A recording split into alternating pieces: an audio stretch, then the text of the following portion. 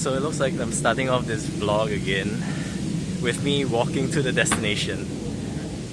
So today I'm getting to meet Comicstorian. Don't know what to expect. Batman. Heading over to the location now. Hopefully it's not too crowded and not too late. I'll see if I can get some videos in. The lighting setting's pretty bad, so I'll see you guys in a bit.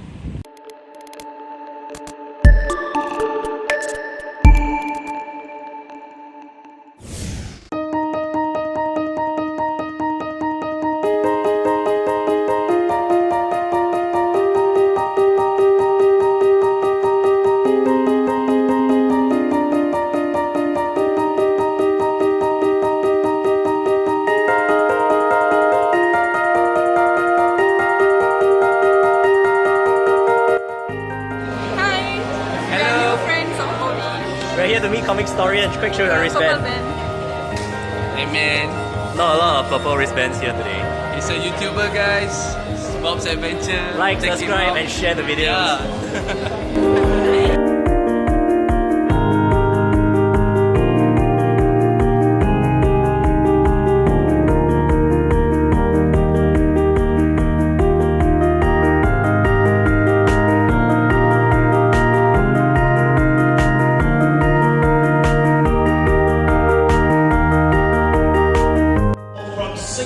We have Jen Hansan and Daniel Ron. You know them as Not Good Gamers. Is also in the house with us this evening. You probably know her better as Strawberry 17. Make some noise.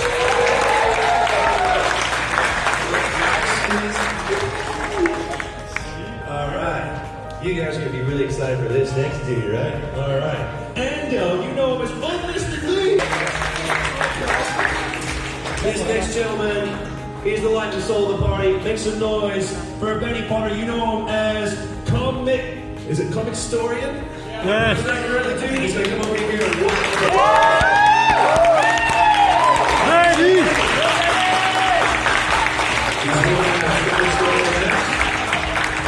Alright.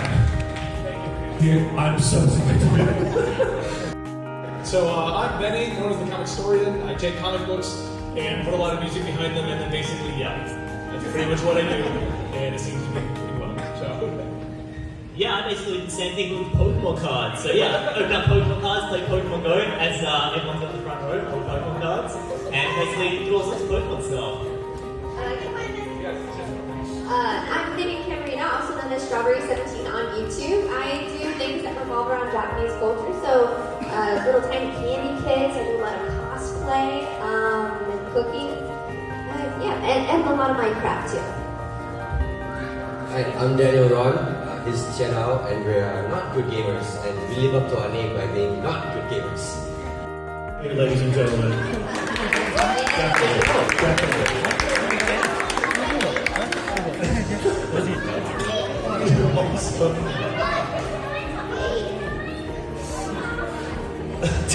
We'll be able to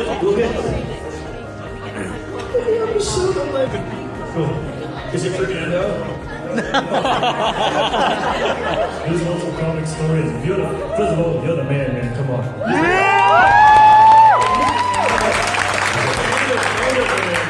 No, you're the man.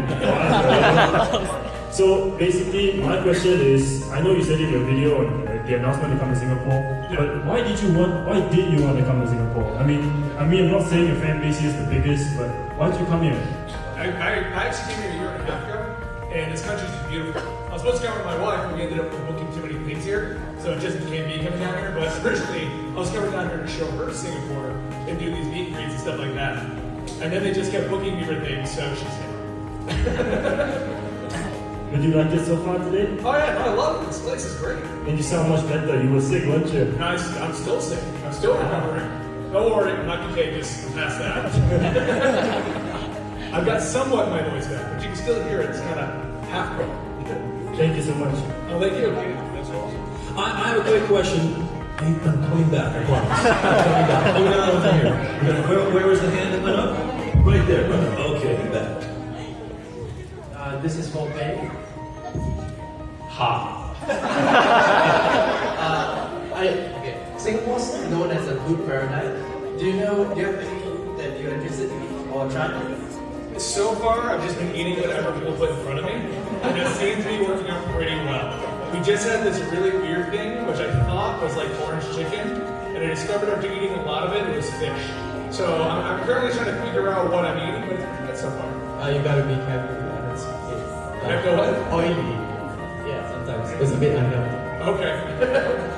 I just like food. You gotta eat healthy with healthy. You're mostly awesome. It's awesome. I have a quick question, and that is during your stay here in Singapore, I know it's been a little bit of a whirlwind trip, but do you guys, okay, I know you guys do it anyway, but when you guys make the visit, any videos being done when you're down here? When you're doing a lot of like, I don't know, Snapchatting as well, Instagram stories and things. I mean, you're doing a lot of... For Singapore, I'm kind of going to a lot of the landmarks filming it, and I'm doing a comic book shop tomorrow night, so we're filming that one too. What's the best thing to do as far as like the content that you hold? I can do this. I want to relax. The next question was, are you okay? Wow. There's more to come, guys. It's going to be a long night. It's that was unscripted. Comicstorian, everyone. The biggest advice that I can give a parent who's trying to get the kid out who wants to watch a lot of YouTube and they're a little unsure what they're watching is to watch a few of the videos on the YouTuber channel and see if this is the kind of content that you don't mind your child watching. I mean, I've gotten a few people into contact me because they want to know is there swearing on the channel and stuff like that because I know a lot of younger audience members that watch it. And so the best thing I tell parents is watch a few of the videos. You know. And my question goes out to Comicstorian. Well, hello there. My question is, what is the very first comic book that you read before you came into the It was actually called Superman Time and Time Again. My dad gave it to me when I was a kid, and it's about Superman going back in time and fighting dinosaurs. Feelings, it wasn't ever what I intended. I just made the videos just because I wanted to educate people on the comic books that are coming out, and it's just snowballed from there. So the fact that people use the videos to know what they should buy and what they should collect is just something amazing. That's awesome. What's that? They might sue you for anything. Well, the fact is, even if you're in the right, they can sue you. They've got more powerful lawyers than you could ever afford. And that's normally the problem we're into. So that's why, even if you're in the right, you got to be careful. So, for my situation, because we use comic book methods, I quickly became friendly with DC, Marvel, and all the different companies that I work with. You got a number also. I got an email. Can give email.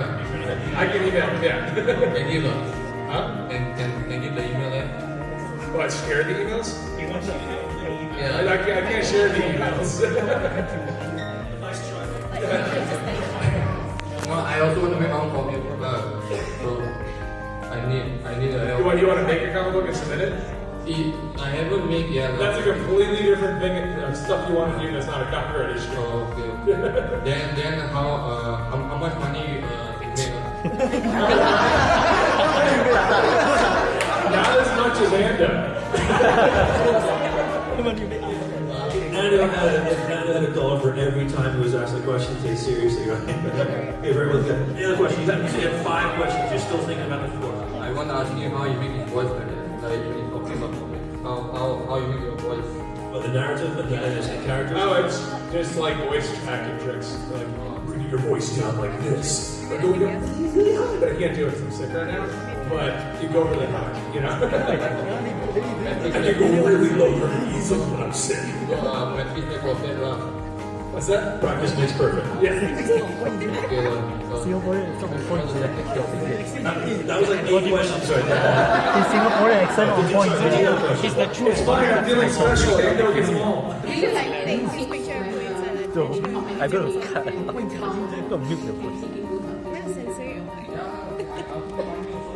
As the movie standalone, I liked it.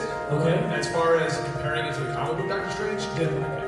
Because they take the character of Doctor Strange and they basically have him use artifacts for most of the movie. Kind of not letting him use his magic or even getting the power. It's all the ring and then he has to get the amulet. I didn't like that, but I like to treat the movies different from the comic books because they never match the comic books. Okay. So if you try to compare them all the time, you're just going to hate every movie. So you have to look at them all as a separate universe. And that's just how I look at them. Yeah.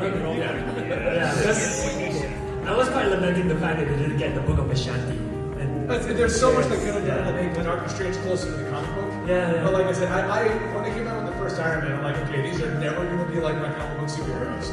Except it's its own thing and just enjoy it. And then you can enjoy the movies. Because you can nitpick every single one of those Marvel movies or DC movies. We'll stay with Marvel. You can nitpick all the Marvel movies and they'll never match the comic book counterparts. Yeah, I agree.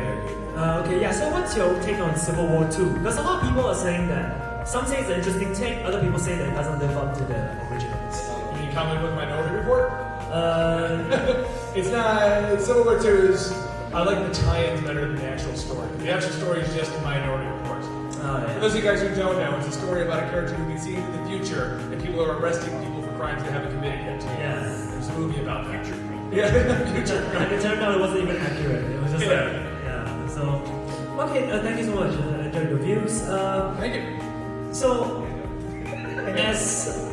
as an artist, in a way, I would like to ask you, how do you maintain that balance between your work life? Because I know that a lot of you have had jobs or studied before you moved to YouTube full time. So how did you balance that, and what sacrifices had to be made?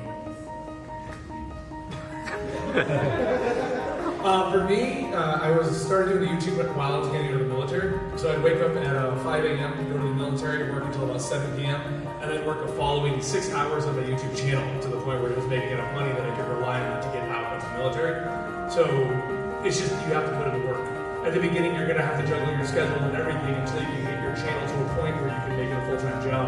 But just like any other passionate project, it's not like going to get a job that's going to give you a check. Problem solved is all about passion. That could take a year, that could take 5 years before it makes to a point where you can live off of it, but you have to put the passion in. For me, it took almost a year before the channel was making enough. Luckily, it takes about a year and a half to get out of the American military, so that worked out well. But so that's just, you have to put the passion in and time in, and it's going to be long hours to start with. You like it? How did you guys move from as you really like it to schedule? Is there a reason behind it? Because I've been hearing about YouTubers recently talking about doing weekly to daily kind of videos because they say it helps with the algorithm, their videos appear more often in feeds. How does it benefit? Because I'm starting out YouTube as well because I want to get my name out there and I don't know whether it's worth the effort to make daily videos. Does it get me as much views as my weekly video does? How does it work in the YouTube algorithm system right now? If you do, you get put into all of their search engines and all the algorithms and stuff along those lines. That's step one. Step two is then you need to catch the people actually want to watch. Because you can't just make whatever you want, just upload a lot and then it'll work. That's where you get a lot of the clickbait titles on some of the more famous vloggers, like Norman Atwood and Casey Neistat. They put those titles in there that they know you're going to click so they can get you on there. But as long as you upload at least every 48 hours, so about 3 videos a week, and you're getting people to click them, your channel will get put into the search engine and you're good. You can still do it weekly, but the only way weekly really works is if you have the ability to do one video when it pulls out a million views. Then YouTube ignores how often you upload, and they go, okay, you're good, you're making a ton of views. So if unless you're getting viral hits every week, you have to do a more consistent upload schedule. So is there certain platforms you use to promote your videos? Because I know a lot of YouTubers, gaming YouTubers these days, tend to use Reddit as their primary platform that they share their videos on. And a lot of them have their own Facebook. But I don't think Facebook is really effective because if your fans follow you, then they go and see your Facebook. But if you're trying to hit new audiences, I don't think Facebook is a good way. So is there any platforms that you would suggest that YouTubers use? Pretty much every social media feed is what you want to use. Because everybody... No, that's not true. I feel like that's not true. No. Social media, here we go. Yeah, there's way too many social media platforms to choose from. You're going to water down your content. It's just going to look like a generic post on every single platform. You need to choose at least 3 or 4 very strong platforms that you're going to dedicate your time and effort to create unique content, and then strategize around that. Don't use all of the platforms because then you just... I think you normally just think Twitter, Facebook, and Instagram, honestly. Okay, so there's like Snapchat, there's Periscope, and there's a bazillion other different things. So I think you need to be very intentional with the platforms that you use and be on the lookout for things that are up and coming. The reason I do suggest at least 2 or 3, because I honestly just think Twitter, Instagram, and Facebook. But just because they subscribe to your channel doesn't mean they get your video in the feed. And that's the biggest reason. So someone maybe followed me on Twitter and they didn't get the subscription video, but they saw me tweet it. So they're going to go watch it. But yeah, she's right. Don't use all of them. They're all garbage. Most of them. Another important question that's been with me for a while, is it better to be anonymous when you upload your videos or show your face? Like, for example, Tian Hao and Not Good Gamers, they always show their faces but Benny, for example, you don't show your face in every of your videos, so which one is better? Is Show your anonymity face. better than showing your face? No, I learned that the hard way because I did like a year and a half of no face showing, and the brands aren't interested, you don't grow as fast. It's just, there's something in there about showing your face that seems to make it pick up. I think it's more you connect with your audience better, so more people are interested in actually sticking around with the channel. But I learned the hard way, you want to show your face because all of my social media links are lacking and various other things because I wasn't showing my face. Thank you. Okay. We are going to come. Video. You're gonna kidnap me? Yeah, we're gonna kidnap you. I gotta go. We're on video. Yeah, we're taking video. Welcome to the Complete Story series. That's about all I can get right now. My voice like this. He's still sick, but like, subscribe, and share, and my channel too. Yeah, his channel too. Go for it. Go for it. What, me? What am I doing? Yeah, What are we doing? I don't have anything to sign, but can you sign my card? Can I sign your what? Your Never mind. I know, I really don't understand. She wants you to say. Yeah, me to do that. My wife made me mad at me, but okay. Okay, you guys ready to kidnap him? Yes.